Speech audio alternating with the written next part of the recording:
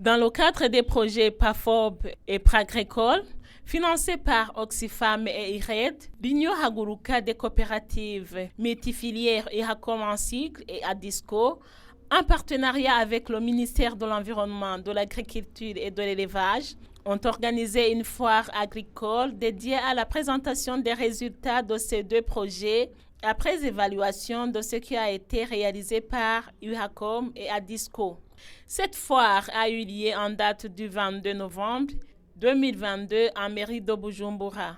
Après la visite des stands des produits agricoles des coopératives membres de l'IHACOM, s'est tenue une réunion à l'intention des cadres du ministère de l'Environnement, de l'Agriculture et de l'Élevage, des administratifs communaux et provinciaux où s'exécutent ces projets PAFOB et Pragricole, les représentants des organisations internationales, nationales et de la société civile œuvrant dans le secteur de l'agriculture et de l'élevage, et bien d'autres.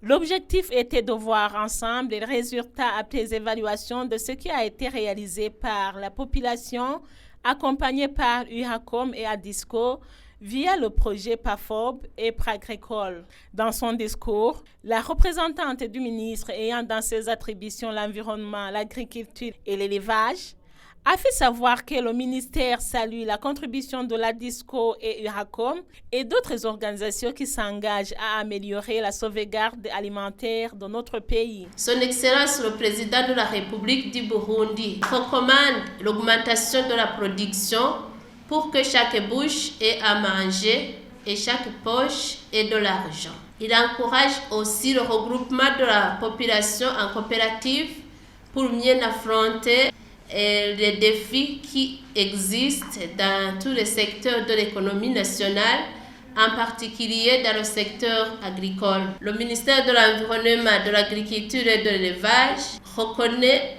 la contribution des organisations du secteur privé dans le domaine de l'agriculture et apprécie par ailleurs la bonne collaboration qui existe entre ces organisations de la société civile agricole et le ministère. Après avoir échangé sur les résultats de ces projets PAFOB et Pragricole et les témoignages des bénéficiaires de ces projets, un des experts en agroécologie a indiqué que ces projets permettent la promotion des pratiques agroécologiques. Ce sont des projets sœurs qui, en fait, ont une vocation de promouvoir ou de former les paysans pour les meilleures pratiques agroécologique.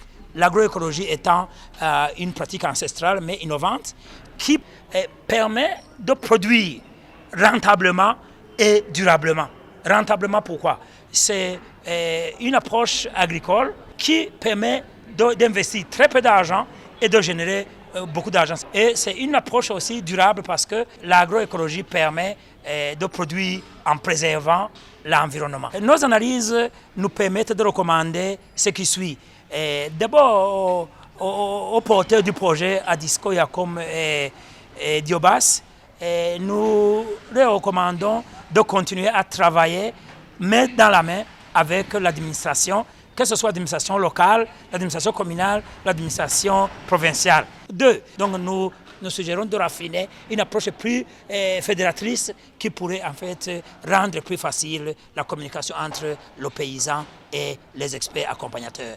Et enfin, au niveau du gouvernement, je suggérerais que le gouvernement investisse dans la promotion des pratiques agroécologiques et investisse aussi dans la recherche-action sur l'agroécologie et l'agroforesterie. Parce que c'est des plateformes fonctionnelles qui permettent à la terre de se renouveler, de se régénérer et qui permettent aussi aux paysans d'améliorer ses conditions de vie. Vous saurez que ces projets PAFOB et Pragricole sont exécutés dans 8 communes éparpillées dans les provinces d'Ngozi, Gitega, Muramvya et Bubanza il y a 3 ans.